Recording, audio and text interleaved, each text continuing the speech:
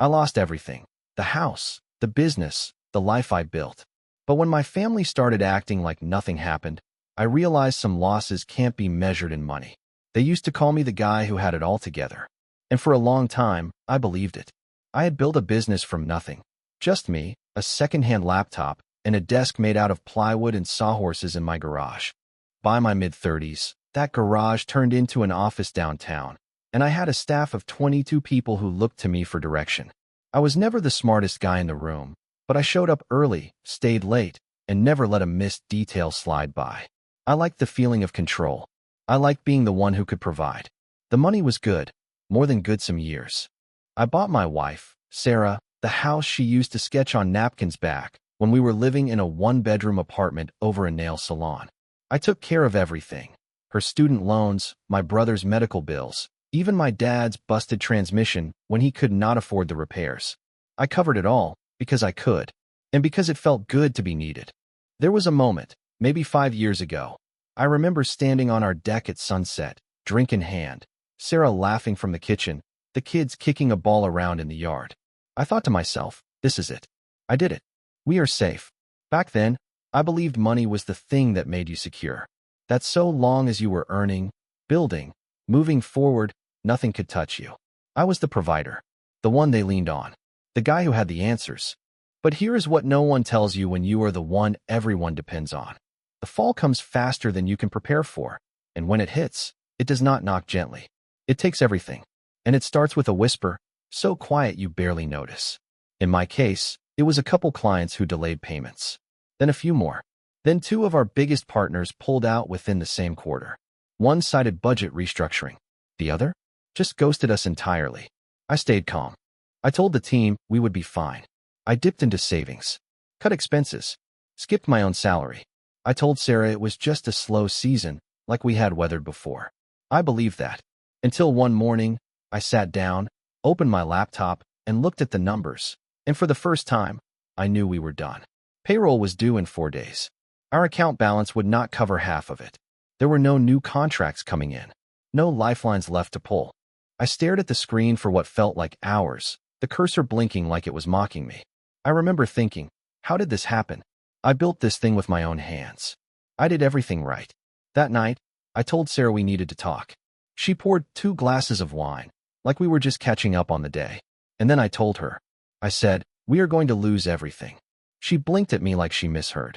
I explained, slowly, carefully, what had happened. The clients, the overhead, the way I had tried to hold the seams together for months. She listened, nodded, then asked if we could finish this conversation tomorrow. And just like that, it began. The silence, the pretending, the slow erasure of the truth from our lives. And I had no idea then that the silence would be so much worse than any scream. I thought maybe she was in shock. That tomorrow, Sarah would come back with questions, maybe even comfort. But when tomorrow came, all she said was, you should sleep in. You looked tired last night. Then she went back to flipping pancakes like nothing had happened. That was the first crack. Then came the dinners, the school drop-offs, the birthday planning. Business as usual. No questions, no worries. Like the words we are going to lose, everything had vanished into thin air the moment they left my mouth. I sat at the kitchen table each morning with my cold coffee, trying to make calls I knew would go unanswered. I updated resumes, pitched clients I had once turned down, even walked into a networking event full of people who used to shake my hand like I mattered. Now they barely made eye contact. Some smiled with pity. Others just avoided me entirely. Still, at home, everything looked the same. We had always been the house that hosted. Back when the money flowed, people came by every weekend. BBQs, game nights, those pretentious little wine tastings Sarah liked to put together. Now, no one called. No one stopped by. The group chat went quiet. A few friends changed their profile pictures, and somehow I noticed, like that meant something. The silence was not just at home. It followed me everywhere. Our kids, Lily and Dean, kept living their lives like they were still floating on a cloud. Sarah never told them anything. She just smiled harder, spoke softer, kept the same rhythm. There were no budget talks, no tightening of the belt. She still booked the birthday clown, still bought organic everything, still scheduled haircuts and made reservations. And if I brought it up, if I even hinted at reality, she would give me this look. Not fear, Not concern. Just inconvenience. Like I was dragging down the mood. One night, I finally said it again, flat out. We cannot keep living like nothing is wrong.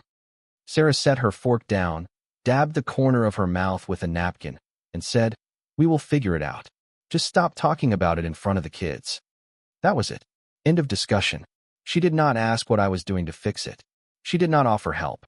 She did not yell, cry, or accuse. And somehow, that made it worse. It was like mourning a death nobody would admit happened. I started avoiding meals altogether, claiming I was working late even when I had nowhere to be. I could not sit at that table pretending everything was fine while everyone else followed the script. One evening, I found myself standing outside in the driveway, just watching the lights from our living room flicker through the curtains.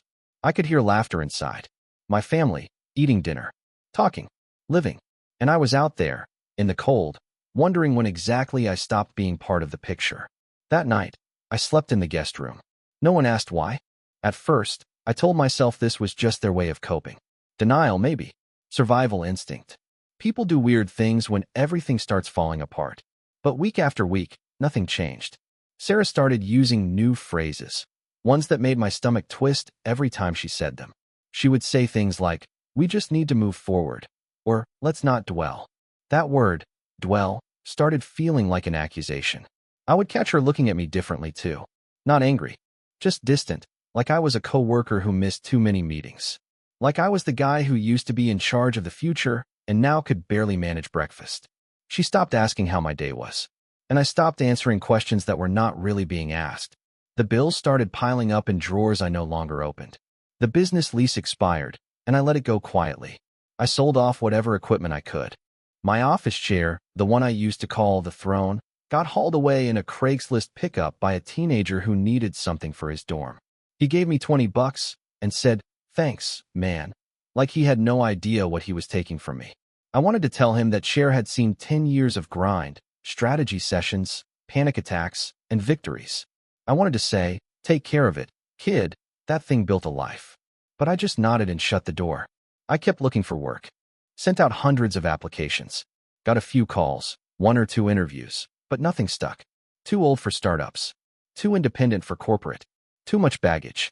And still, at home, nothing changed. Sarah kept decorating the house like a Pottery Barn catalog. She painted the guest room some calming shade of blue. When I asked why, she smiled and said, "I just want the space to feel lighter." The kids stayed in their activities. Soccer, band, dance. Every week we paid fees I knew we could not afford. But Sarah handled that too. Somehow. She always found a way. I started suspecting her parents were quietly helping, but I never asked. I did not want to know.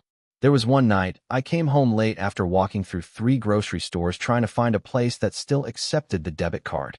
I stepped into the house, exhausted, shoes soaked from rain, and I heard Sarah on the phone. She was laughing. That soft, casual kind of laugh she used to have when everything felt normal. She said, "He's getting there. It just takes time." I do not know who she was talking to, but I remember the sound of it. That gentle tone. That awful optimism. Like I was a project being slowly rehabbed. The next morning, the kids were already eating breakfast when I came downstairs. Lily looked up and asked, "Dad, do you still have a job?" Sarah froze with her hand on the toaster. I looked at my daughter, her little legs swinging from the kitchen stool, and I could not bring myself to lie. I said, "No, sweetheart. Not right now." Sarah gave me a sharp look. One of those we agreed not to say anything looks. Dean kept chewing. Lily looked down. No one asked anything else. That was the whole conversation. From that moment on, I stopped expecting honesty. I stopped expecting comfort. I realized something else had taken its place. Not cruelty. Not malice. Just absence. And I was not sure what hurt worse. The first time I realized the house was quieter without me was not during an argument. It was on a random Tuesday. I had stepped out for a walk, just to get away from the screens, the rejection emails, the resumes I was rewriting for the 5th time. I used to call it clearing my head, but it was more like stalling. I had nowhere to go, just sidewalks and shadows. When I came back, I stood outside the door a moment longer than usual. Inside, I could hear them. The kids were laughing. Sarah's voice was lighter. There was music playing, something upbeat. The kind of playlist we used to put on during summer cleaning days. It sounded like a home that was healing. Only I was not in it. That sound, the ease, the lightness. It disappeared the moment I opened the door. Sarah turned the music off almost immediately. The kids got quiet. Everyone greeted me, sure, but in that overly cheerful, slightly strained tone you use when a stranger enters the room. I was not angry. I just stood there and nodded. They were learning to be happy without me. Or maybe they already had been for a while. I tried to tell myself this was temporary, that once I found something new, once I got my footing back, the warmth would return. I thought maybe respect came with income. Maybe love did too. But I was wrong about that. Respect earned by money disappears the second the money does. And love? Love that only exists when things are easy is not love at all. I started noticing things. Subtle things. The family calendar no longer had my name on it. Just Sarah's appointments. The kids' schedules. I was not invited to parent-teacher meetings anymore, though Sarah insisted I was always welcome. Lily stopped asking me to help with her homework. She went to Sarah instead, or worse, started Googling things. Dean stopped leaving his baseball glove near the door for me to toss with him. He just stopped asking altogether. One night, I opened the fridge and noticed the beer I had bought weeks ago was still untouched. Back when things were good, I could not keep a six-pack in there for more than 2 days. Now it just sat there, like a relic from a better time. Sarah came up behind me that night, looked in the fridge, then looked at me. She said, "You should talk to someone." That was it. Not, "I'm worried about you." Not, "We're in this together." Just a polite suggestion, like I was a project she could outsource. I almost laughed, but I did not. I just nodded, closed the fridge, and went back upstairs to the guest room. That night, I lay awake staring at the ceiling, listening to the soft hum of a house that no longer needed me. And I wondered if I had been the last to realize I was no longer a part of this family the way I used to be. I wondered when the pretending had started, and if it ever really stopped. And then something happened the next morning that shattered what little peace I had left. Something that made me realize this was not just a phase. The next morning started like all the others, too early, too quiet, and with me scrolling through job listings that looked identical to the ones I had already applied for. But halfway through my coffee, I saw something on the counter that made my hand freeze. It was a letter, one of those thick envelopes with gold trim and a fancy return address. I might have ignored it if I had not seen my name. Well, not exactly my name. It was addressed to Sarah and family. I should have known better than to open it, but curiosity does not ask for permission. Inside was an invitation to a founders gala for one of our city's new business development groups. The same kind of event I used to get invited to all the time back, when people still wanted me in their orbit. I had even helped fund that program 3 years ago. My old logo was still printed at the bottom of the letter, small and faint like a ghost. The part that twisted my stomach was not the invitation itself. It was the note scribbled on top in pen. "Can't wait to see you there, Sarah. We'll catch up soon." It was signed by Andrew Cole. Andrew used to be my biggest client. He had pulled out during the final months before the collapse, claiming budget issues. The truth was, he had moved his business to another firm, a competitor I had once mentored. And now, somehow, he was inviting my wife to a gala under the name of a company that would not exist if not for me. That was the moment I realized Sarah had been keeping things from me. When she came downstairs, hair still damp from the shower, I asked her about it. I tried to keep my tone calm, but my voice cracked somewhere in the middle. She did not even flinch. "Oh, that? Yeah. Andrew reached out a few weeks ago. Said he thought I might like to meet some people. It's just networking stuff." Networking. Sarah was a teacher. She had never cared about business dinners or investors. I stared at her for a long second, trying to piece together what she was not saying. "Why didn't you tell me?" I finally asked. She took a sip of her coffee and said, "Because I knew you'd overthink it."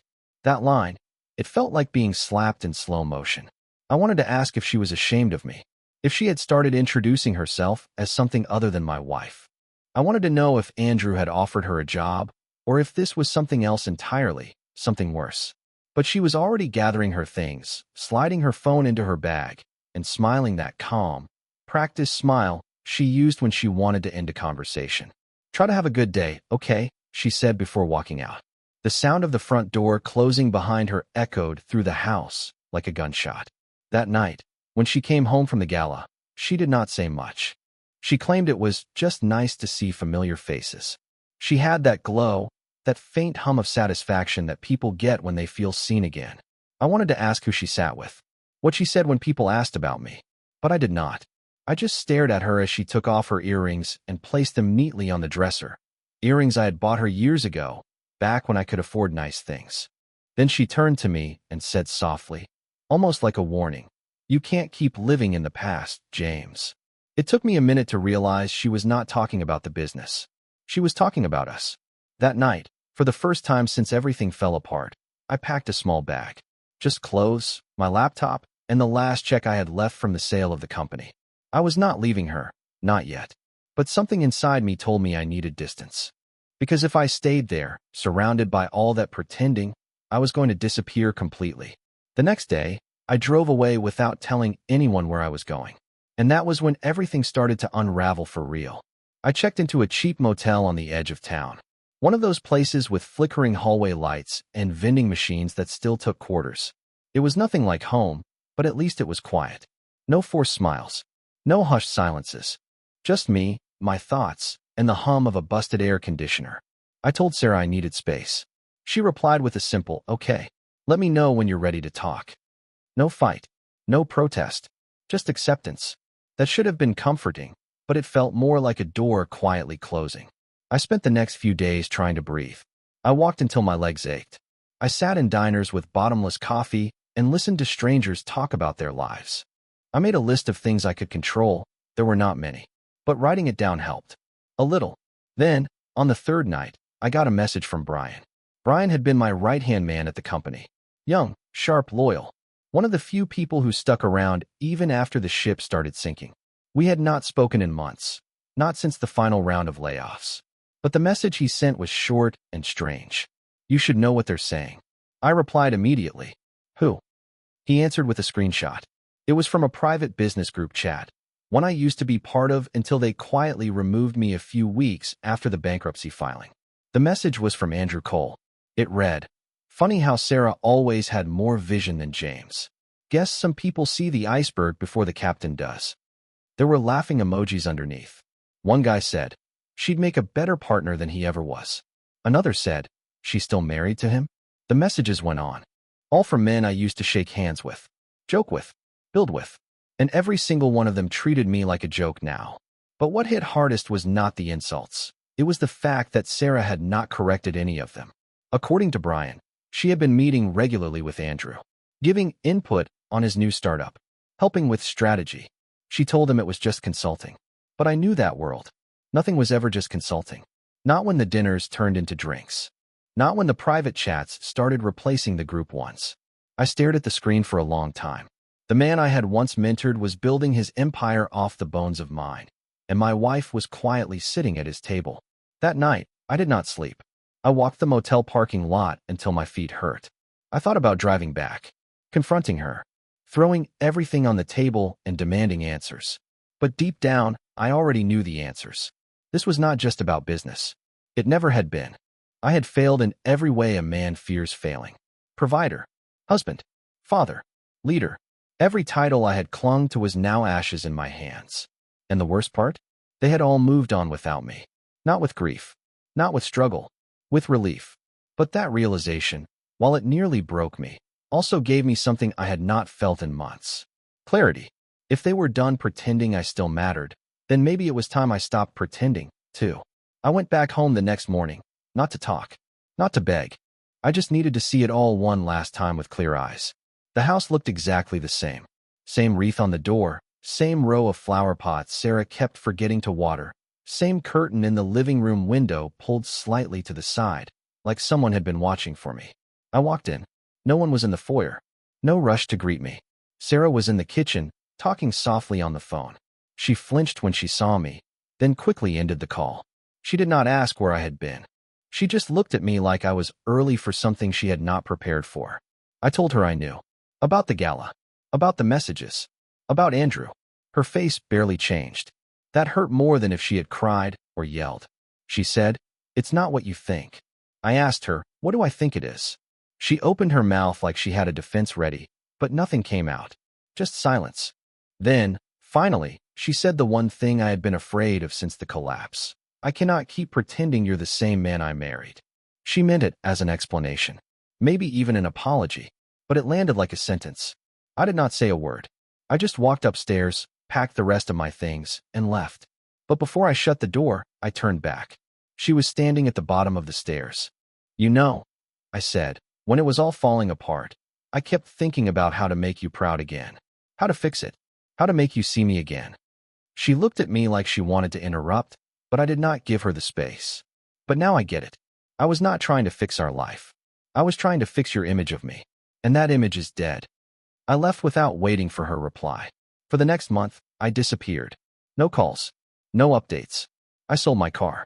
Bought a junker with cash. Rented a single-room apartment with peeling paint and no furniture. Got a job at a warehouse. Night shifts. Heavy lifting. No titles. No expectations. And for the first time in a long time, I slept through the night. I started writing again, something I had not done since college. Not business plans. Not proposals. Just thoughts. Pages and pages of thoughts I never said aloud. I wrote about failure. About pride. About watching your life break in silence while the people you love smile through it. But I also wrote about starting over. Not to impress. Not to fix an image. But to finally build something real. Something honest. One night, while taking out the trash at work, I found an old broken mirror behind the dumpster. I dragged it inside and propped it against the wall. I looked at myself for a long time. Gray in the beard. Scars on the hands. Eyes heavier than they used to be. But there was something else too. Something I had not seen in years. Fire. Not anger. Not desperation. Drive. I knew then what I had to do next. Not for Sarah. Not for the kids. Not even for the ones who laughed when I fell. For me. It was sometime around the third week in that shoebox apartment that I started to feel lighter. Not happier. Not yet. But unburdened. Each day had a rhythm. Wake up. Work. Write. Sleep. No noise. No acting. No pretending. Just simple things that asked nothing of me except honesty. I had traded suits for steel-toe boots. Swapped meetings for forklifts. And somehow, it felt more real than anything I had done in years. Then, one night, I found the envelope. It was buried at the bottom of a storage tote I had never unpacked after the move. I was looking for an old charger when I spotted it. Just a plain white envelope, sealed, my name scribbled across the front in Sarah's handwriting. No return address. No stamp. Just forgotten. For a while, I just held it. Sat on the floor with it in my lap like it might disappear if I blinked too hard. I opened it. Inside was a letter. No date. No greeting. Just Sarah's voice, frozen in ink. "I do not know when you will read this. I do not even know if I will ever have the guts to give it to you. But I need to say it somewhere. Even if only once. You are not the man I married. But not because you failed. Because somewhere along the way, you stopped letting me in. You carried everything until your back broke, and then blamed me for not helping lift it. But how could I help with something I was never allowed to touch? You did not lose my respect because the business failed. You lost it when you started hiding in plain sight. When you stopped being real with me.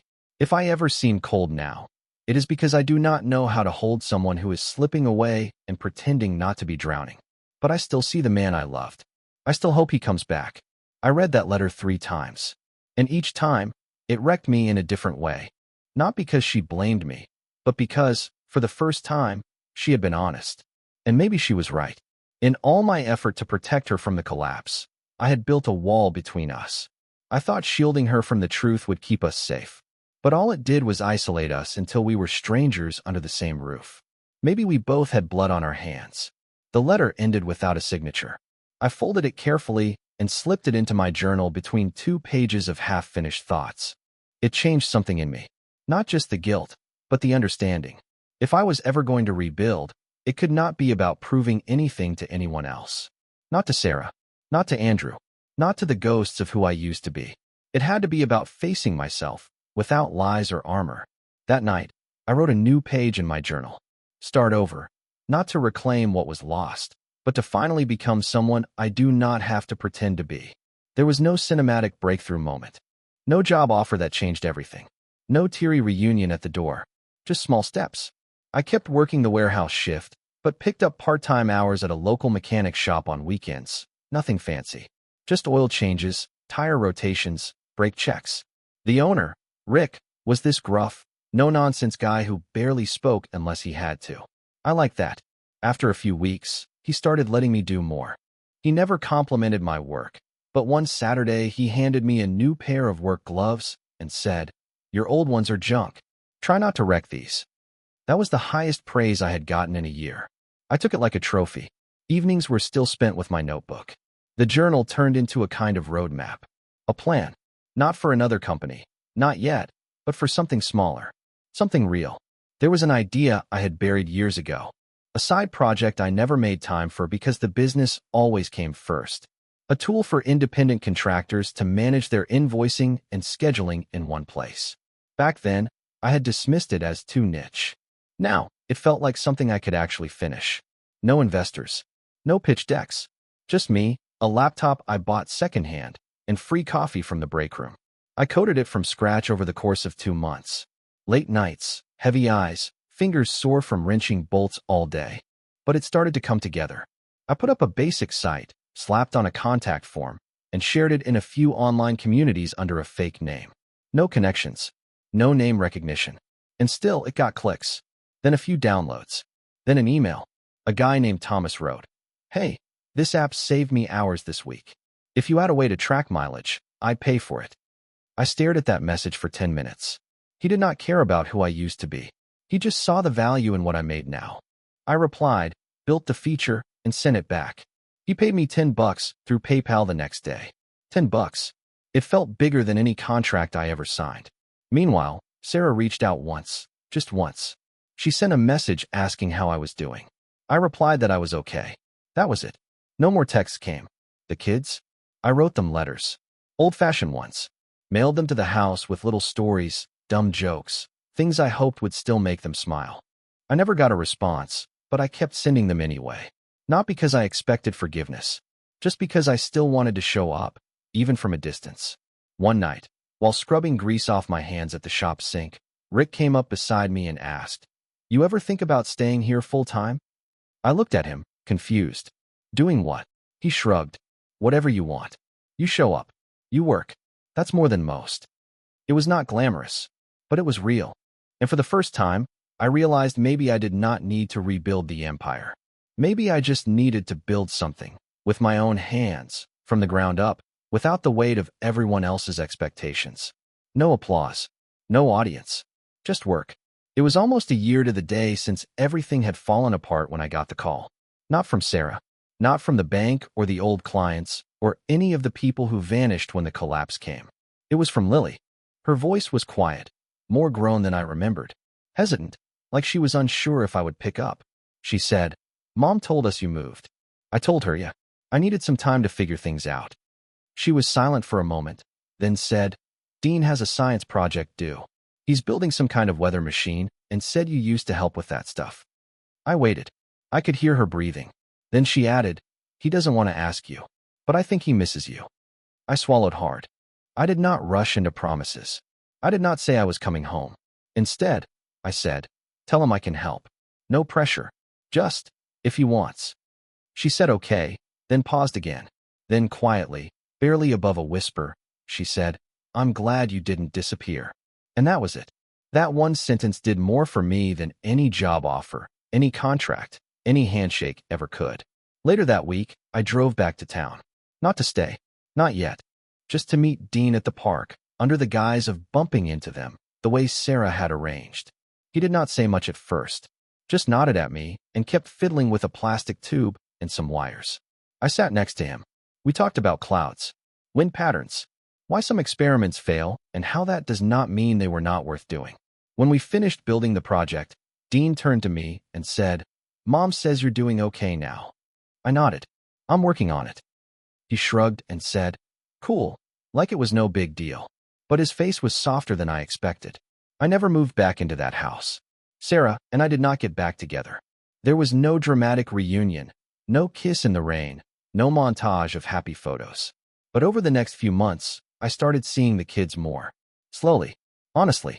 On their terms. Sarah and I talked. Not like husband and wife, but like two people who finally stopped lying to themselves and to each other. She admitted she had been scared, too.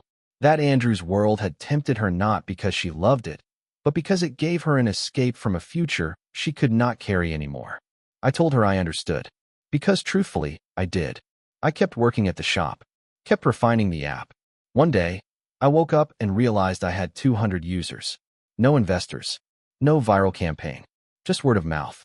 It felt earned.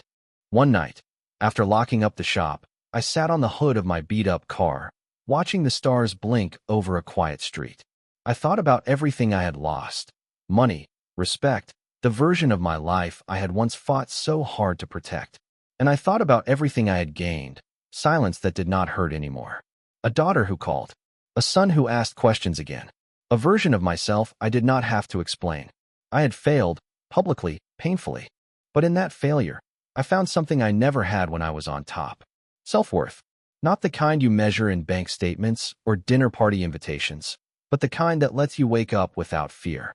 The kind that needs no pretending. And that, I realized, was enough.